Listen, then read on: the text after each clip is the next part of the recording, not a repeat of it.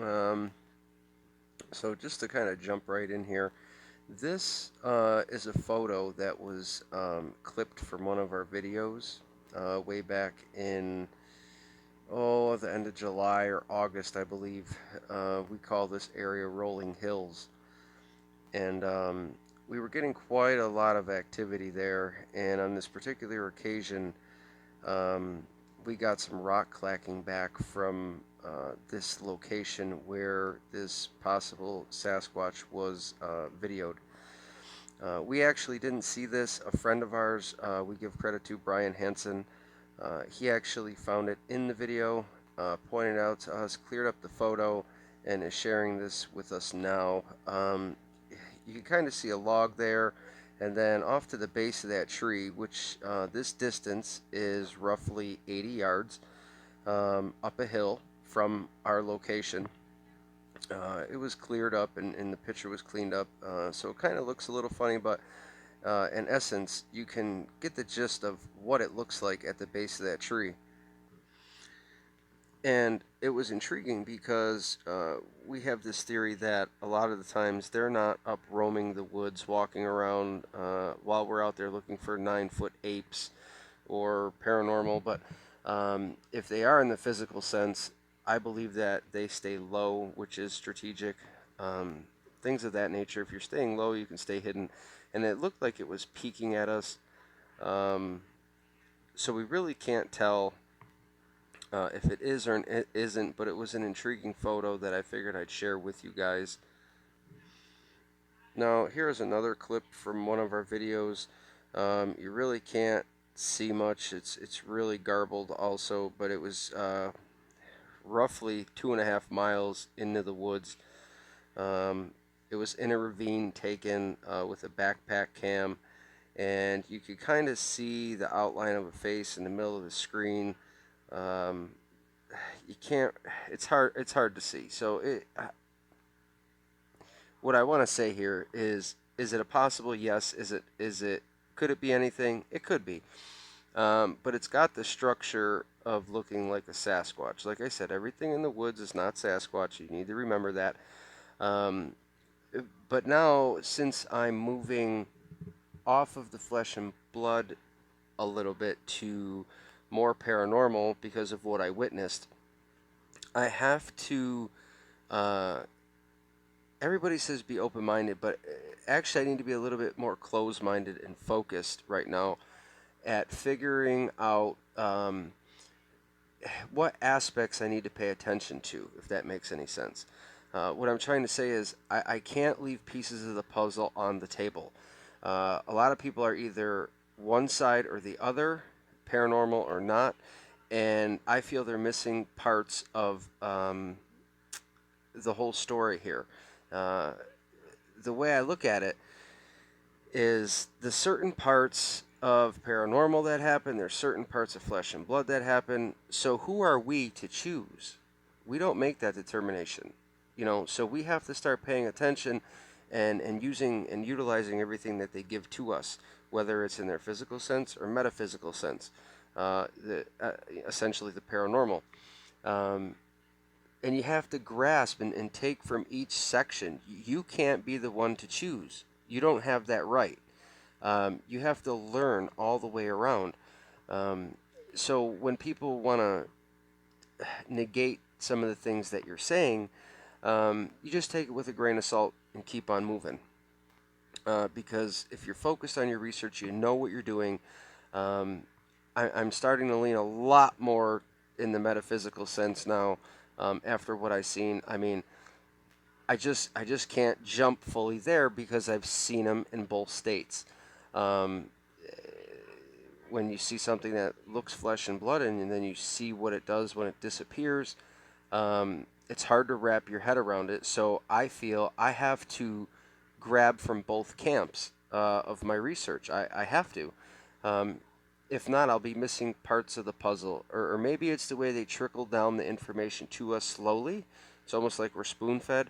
Maybe they're letting us see them or experience them. They don't give us the full paranormal right off the bat. It's like we're led up to that, if that makes any sense.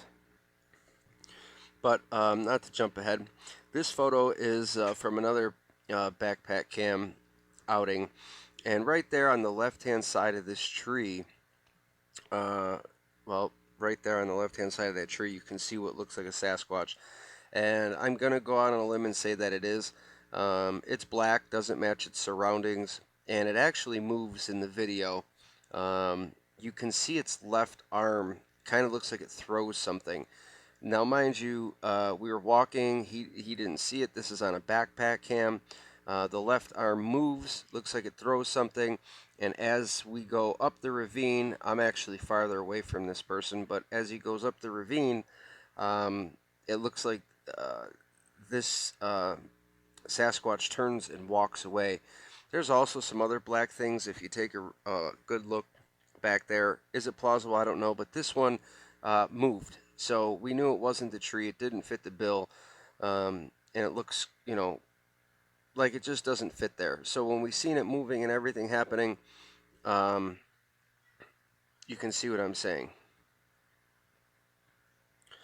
And this is a photo that was captured around 75 or 80 or relative distance away. We believe it to be a peaker because when we went back to investigate, that black section on the top there, I know it's a little blurry. It's blurry because we were moving. Didn't see it at the time, but when we checked the photos, we were able to establish something was there. So we don't know what it is, but we just wanted to share it. So this next one, in the other video, my last video I shared, I told you I had some apples that disappeared and ended up in a tree. I hate to draw arrows and I don't like circles, but I'm doing this for reference so I don't get everybody asking me, hey, where are you talking about? So, if you do take a look, there is an apple right there. Now, what was intriguing about this is look how high that is. Okay, so everybody would say, oh, a squirrel did it or a bird did it. Well, the only way it gets up there is if they use claws, teeth, something of that nature to get it up in the tree. Well, when we got that apple down, there was not one mark on it. It looks like it was placed there with a hand, which was quite amazing. Could a Sasquatch do it? Sure, why not? Could another animal do it? It's possible, it's plausible, but you would think you would see handprints or claw prints or teeth marks from carrying it up the tree, and we just didn't see that, but it's definitely intriguing. And so this photo is the original photo that I shared with you the other day, saying that we caught some type of something, possibly look like a being. And if you look kind of dead center off to the right, you see the light coming from the ground. Now this isn't pareidolia. It's just not. We've seen this with our own eyes. There's yellows and purples. You see that? Even at any distance. If it was pareidolia, I would be seeing it right up close here or stuff like that. No, it's specific to that one area back there. And as you look back there, you can see it. I hope that you're able to see that. But that was the original. We didn't see it at the time. It's roughly 80 yards, something like that. But like I said, we didn't want to come out and talk paranormal back then. But now I'm kind of forced to because I'm staying true to my research. Okay, so this photo is a photo that we got from our second location that I call the hill. And I don't really know what it is. It was at a far distance. I had the Canon. No, I had the Nikon that day. I had the Nikon camera. It's a 20 megapixel camera. I had it, zoomed almost all the way in, and it looked like something was walking up the ridge. And then when I got a picture of it, it doesn't really look like a Bigfoot or a Sasquatch, but a few people have said it looks like an alien. It's really weird. You can see it right there in the middle of the screen. It's just something interesting. So I like to share everything with you guys. Some of the paranormal, some of the cryptid, a little bit of everything. And this photo was one of the photos of hot debate uh, that I got in a lot of heated conversations with people over. We had left the trail camera up for about 2 or 3 months, and this was the photo that we got. There was others besides this one, and somebody tried to say it was a skier and this and that, but the other photos showed it coming actually out of the woods. So what I'm going to do is I'm going to zoom that right in there, and you can see the length of that arm. To me, if you think it was a skier, I can't see that. It looks like it's coming out of the woods toward the trail that's there. It has the same cone-shaped head. Is it blurry? Yeah, of course it's blurry. It was a trail cam, roughly 75 yards away. Um, but you get the gist of the arm wrapped around the back of that tree, it looks like. So is it? We believe so, but we just like to share with you guys so you can see. And this was an intriguing photo. I found this on a ridge, and it looks like a really big footprint. I don't think I've ever seen anything quite that large. I'm a 13. This would have been like a 21 inch that I measured. But it almost looks like it would have, they state, people state, well, is the thumb opposable or non opposable? Well, if you look at kind of to the left side, I'm going to zoom in over in here, it would look like a digit maybe offset. It kind of looked funny to us when we seen that. And it was just, it was very, it was a curious print. There was only one. I thought maybe turkey scratchings. I didn't see it. I thought deer. I didn't see no prints. It wasn't big enough really for an animal to lay because it would have to be two animals, the way there's like a rift. And if you look across the middle of the print where they talk about like a mid-tarsal break or ridge or a flexation, you can almost see that the leaves are built up kind of maybe the way the foot fell or landed, and up toward the front it actually looks like there was toes or claws of some sort. Um, but like I said, it's a relative big impression. I'm a 13. I have a wide foot for a guy, and this is insane if this is a Sasquatch print. And this location was actually at the hill. It's actually our second location. Uh, this is a highly debated photo also. Off to the left, you see something by that tree. It looks black, like it's bending over. The eye looks like it's got eye shine.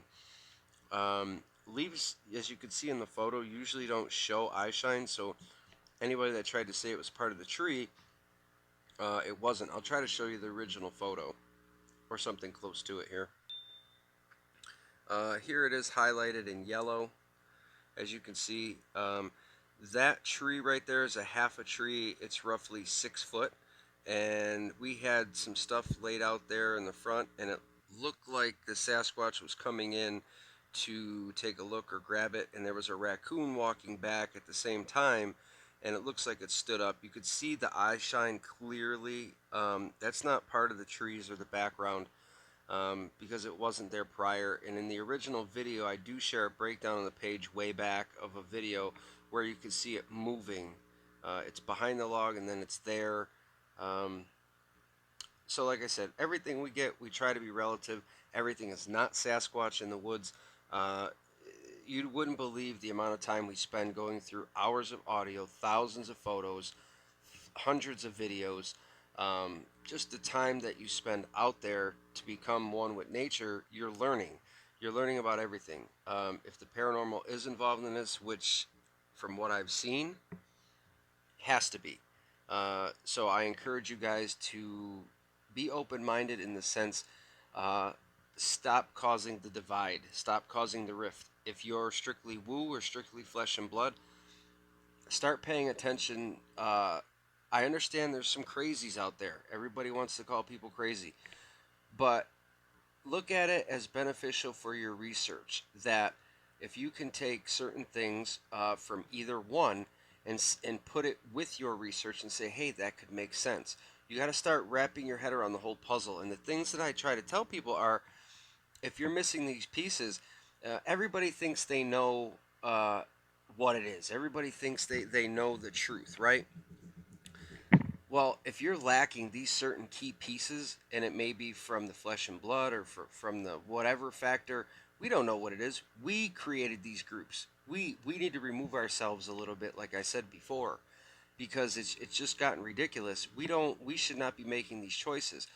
We have to leave a lot of our beliefs out of this and just take what they're telling us. See, the problem is that let's say somebody experiences this and then they go tell people, well, that's their experience and a lot of people are experiencing it, but um, then they try to teach that, and when they teach that, we're getting their aspect, we're getting what they perceived, which might not always be the case because we're still learning. And from the other day when I shared the video, here is a clear photo of the one where you could see more of a ridge in the face and the hair. You can clearly see that's hair. Um, this here, I believe 100% is a physical, well, if you want to call it manifestation or whatever, of a Sasquatch, that this is what this is. This here is the Sasquatch Yeti and Other Wild Men of the World. It's a piece, it's a field guide by Dr. Meldrum. I encourage you to pick it up. It's just another piece to your puzzle. If you can continue to learn about things all over the world, add it to your collection. What we should be doing is adding things to our collection on a global scale or nationwide scale. It doesn't matter who you are and what you study. If it's, if we're talking about Bigfoot, people that are flesh and blood and woo should all be talking, sharing their puzzle pieces, because once you step back and look at the nation and you take a look at where the sightings have been and how they got there, if we can start figuring out the travel routes, as I said before, maybe if they are, I don't like to say cloaking, but I say manifesting, because dematerializing is basically what I've seen. And if they're jumping, let's say they're using a portal or they're able to jump, maybe they are jumping to these locations, one to the next, and that's why there's these hotbeds all over the U.S. Is that possible? Why couldn't it be? I still believe in science. I'm still rational. I'm still logical. But it doesn't hurt for me. I don't have anything to lose or gain by not looking into that. So I have to look into both aspects. But either way, this is a good piece that can just teach you a little something about different types all over the world. And there's also on the back, it's got like a ruler for the field, and it's laminated, so you can have it right in the field with you. I'll just show you this page. It's just a quick breakdown of the North American wild man, the Sasquatch. Some of the footprints, because he is AKA a track expert, because of his extensive research. In our area 3, here's another pile of sticks that we had located, and you can see, I mean, it's quite amazing to be stacked like that. We're still trying to figure out why they're doing it. I don't like to share misguided thoughts. A lot of people are out there trying to teach you or say that Sasquatch can do this and do that and do this and do that. I feel like I can't do that. I have to be a little vague, but at the same time try to explain some things based on what has happened to me. But if I don't clearly have the picture, how can I properly teach? This photo was also taken nearby with it, your classic tree bend, and there's also a smaller tree break to the back left side there. That takes a lot of strength to do something like that, guys. It really does. I urge you to go find a sapling that's 6-7 inches around, 8 inches around, and take, you and 2 of your best buddies and go out there and climb up and try to pull her down. A lot of times it would take a truck to pull something like that out and get it to bend, or an ATV, or something, it takes a lot of strength. So I can't see wind, snow load, and rot doing that. On occasion, yes, it can happen. A tree can fall, hit another tree, take it with it. A lot of times, that whole fast action, though, uh, it'll slide off the tree, and that original tree uh, in this bend, let's say, would pop right back up, um, like the inertia. But uh, just be relative to, like I said, take it all in. Use all the puzzle pieces before you try to make a determination. Here was part. I think it's not the original. It's a zoomed in, but the one I showed you earlier, you can clearly see something to the left. Looks like fur, eye shine. Um, it's very interesting. We believe it to be a Sasquatch bending, walking from left to right, bending down, trying to grab something. But um, it could possibly be anything. But I just feel the need to share it with you. Like I said, it's part of the research. Uh, this could be a possible footprint. It was in a muddy, mossy location. The only reason I took it is because the way it looked, and it kind of looked off to the left there, looked like it was a toe or uh, a digit that was displaced to the side, or maybe it slid or something like that because of the mud. But I wanted to show that, and I used my glove for reference. I think this one was only like 9 or 10 inches. In this photo, sorry about the background noise going on there. Um, these are some of castings that we've done through our research. And kind of what I wanted to show, sorry that it's on my table, but it was just a photo we took once we got home. A lot of long hours, a lot of time spent out there, you guys. But you can almost see there's that arch or flexation in this front print here. It's got the wider, broad heel where it tapers down toward the toe area. It wasn't the best. It was just regular plaster. I don't like regular plaster. I use hydrocal now. It's much better. Gives more detail. Dental stone's probably the best, but it's the most expensive. But here we have, it almost looks like your standard flexation that everybody talks about in that break. That print right there was 15.5 inches. Now, in this photo, a lot of people talk about, well, it's wind, snow, rain that breaks branches. Well, yes, it does. And this is kind of what it looks like. When a branch gets snapped off or, from regular wind, snow, whatever it may be, that's usually how they look. They don't look twisted. They don't look bent in certain directions. Um, there's a difference. Once you start doing the research and you can pay attention to the differences, you'll be farther ahead. I'm not trying to knock anybody. Everybody has their own beliefs. I completely understand that.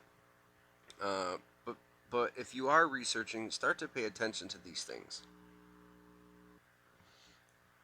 So I'm going to show you this little clip of a video. This was some of our earliest attempts at making plaster casts over close to 5 years ago. Uh, Still learning. We had really no idea what we were doing. The substrate is really difficult to get tracks in New York, so when you find them, we like to cast them just to have them. And this grass here made it really difficult. They weren't fully in the mud, but the impressions were deep.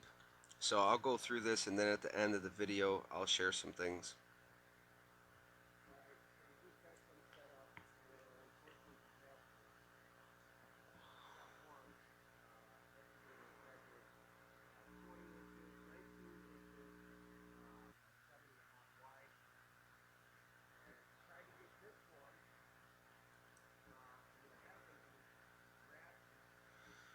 Now, if you see that print right there, I pause this. Um, it looks like it's two-toed. Okay, so we started noticing, um, how do I say this, like deformities or something like that. We ended up seeing this two-toed print on multiple occasions. So it wasn't just something that was the ground or whatever. And finally, I ended up pulling the cast on this, and it looked terrible. Like I said, it was some of our first attempts, but don't be scared. Try it. Yeah, if you don't learn or try, you're not going to get good at it. Uh, so repeat it over and over and over. Practice on yourself, even. But when you practice on yourself, it's not like being in the field because the substrate is always going to be different. But I tell people you have to look for deformities, malformations in the feet. Uh, this intrigued us. And as you can see, this is what it ended up looking like. Very terrible. Um, but we learned because of the substrate and the way that things are done and the proper way to do things. But you could still see it was kind of like the two-toed thing. Really has no definition to it. Like I said, we weren't good at it back then. But after practice and doing multiples, we learned quite a bit. But always look for malformations in the feet because that can have a lot more answers. I'll put it like that in your research. You can start paying attention to certain things. On a good note, I wanted to share this with you guys. I've seen Bigfoot. It's a DVD about some researchers and people in our area, Chautauqua County, kind of like northeastern New York, or northwestern New York, sorry, um, southwestern New York, and even into Pennsylvania. Um, it has some good information in it. A lot of good people, like Bob Gimlin and Steve Coles, shared their input on this in this video. It was done by Peter Weimer out of my home county, Chautauqua County. If you get a chance, I would definitely go ahead and pick that up. It's a good watch. I shared some of my early research information in it, and I'm actually on the back cover, which is kind of cool.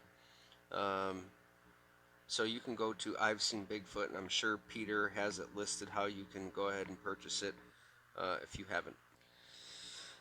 So this is a picture I just wanted to share with you off my laptop here, which looks to be like a hog, pig, and it's intriguing because I got to share this with our local DEC because technically they're not listed as being in Western New York, and obviously they are, and this is a fairly big one. So they were intrigued to find out about it. And then here's where you can see it turns its back to the side, or something along those lines. But you can definitely tell it's a pig. Now this print is a print that we found in not even a location where we were looking. We believe that they kind of head south when it gets wintertime. A lot more hunters. They like to hit the Appalachians. I believe the mountains are more vast, the Ohio River valleys, where they can't be found. Or they just spend more time. But this is a decent print. It didn't look like a bear print to me.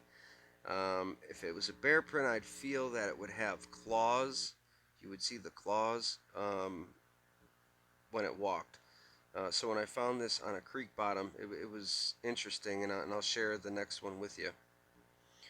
Okay, so here it is. I'm not fully all the way to the back, so I'm going to say it's about 10 inches.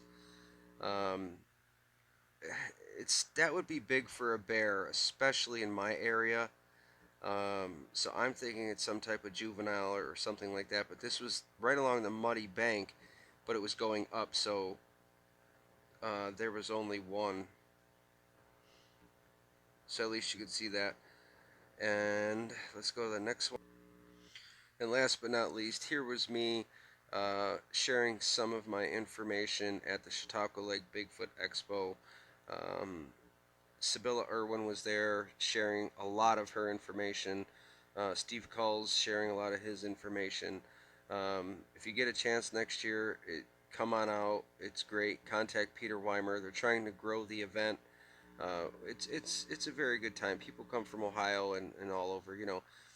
There might be 100 people that come, something like that.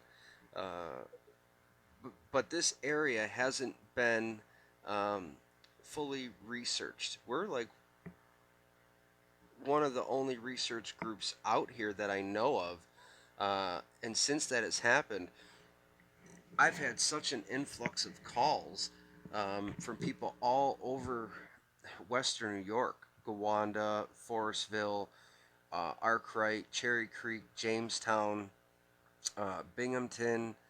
I mean, it's up Route 17. So many people have seen them, had experiences, had encounters, had all kinds of things happen. So I'm kind of glad that we started researching and sharing our videos. It helps people understand that they're not crazy, that what they've witnessed is real. It's out there. Like I said, I try to be rational, sane. There are some insane things that do happen to us researchers, and a lot of them are scared to talk about it. Why? Well, they've either got an agenda or they don't want to be deemed whatever by their peers. They just want to be well respected, and maybe at the end of their careers when they start talking about it, because then they don't have anything to lose or they don't care. But I feel that that's not appropriate. I think you have to be true to your research and understand where you want to go with it. Um, if you're I recently spoke with somebody. I'll use this for an example. He says I talked to the guy and he was telling me how he had paranormal things happen after being in the woods, seeing a Sasquatch, and people say they follow you home if you're following this paranormal world. And he tells the guy, this has happened in my home. Well, when the guy gets on stage and asks this gentleman, hey, did this happen to you? The guy said no. Um, and the guy was taken back for a second and says to himself, well, he had just told me that it did. Some people just don't want others to know, um, for fear of ridicule. But for what? Well, what are they gonna what are they gonna say to you? Is it gonna hurt your feelings? Yeah, maybe. I guess it could. But what happens if you explain yourself and something good comes of it and you start getting more and more in your research and able to share more? But then what happens if something happened and you didn't share it and you're like, see, I should have shared that and told people because now this happened, and it kind of screws up your own research. So you have to stay ethical, stay grounded, um, try to wrap your head around everything because it can be very overwhelming. And I think the best way to do it is a little at a time. Um, you know, pay attention to the people that, whenever you talk about Bigfoot, they kind of shun away from it. They don't badmouth you, but they just kind of ease away from it because a lot of times those are the people that have had a lot of experiences and are scared to talk about it. The people that bash you are the people that either are ill informed, that don't know, that don't research, or they just want to either find it themselves because they think they're right or they want to disprove the whole thing. It's out there, it's real. It doesn't matter what they have to say about you. If you just continue on your same path, eventually maybe you'll enlighten them. Maybe you'll get a piece of evidence that they'll see and they can't refute. Maybe you'll get DNA. Maybe you'll get it on video. I would have the holy grail right now if I would have caught it from physical to, let's call it metaphysical, when it poof and I see the blue light like I shared with you in the one video. Um, if I would have that, that would be the holy grail right now, and that was my own mistake because a lot of researchers think they go in the woods and they have these cameras and they're ready and they can catch anything, and it just doesn't happen that way.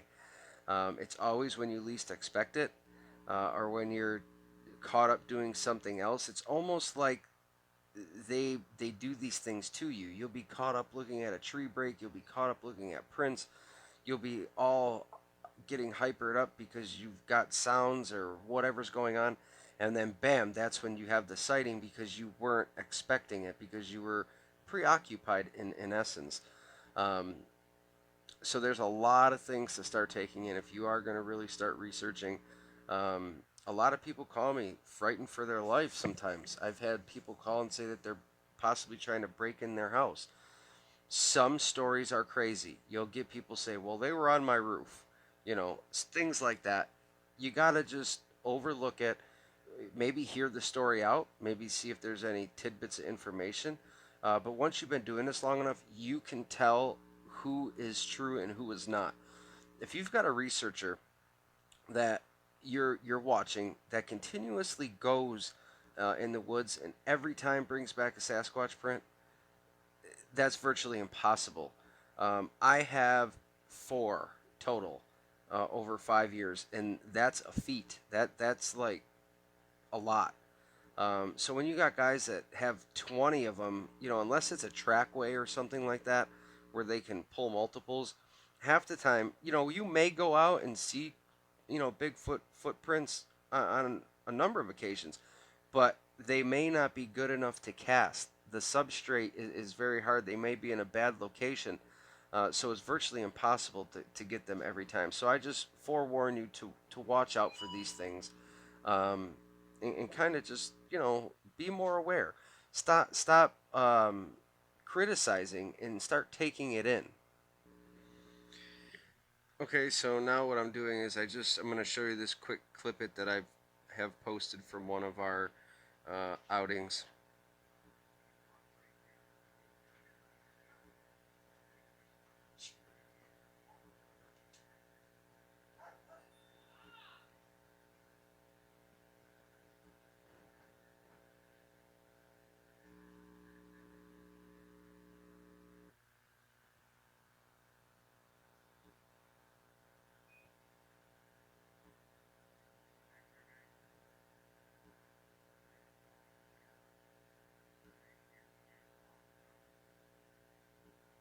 You can rewind that and check it too.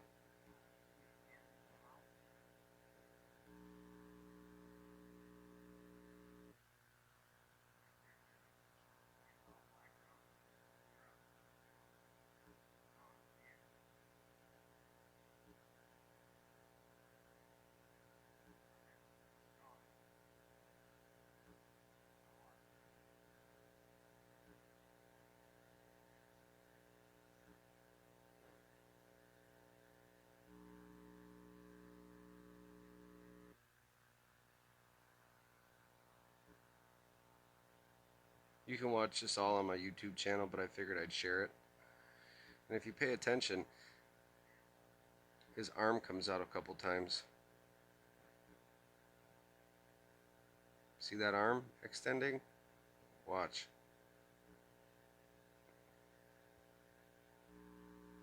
There's an arm. He's picking something. Another arm. He's picking something. And then you see him dropping it. There he is. Boom. Rewind it if you need.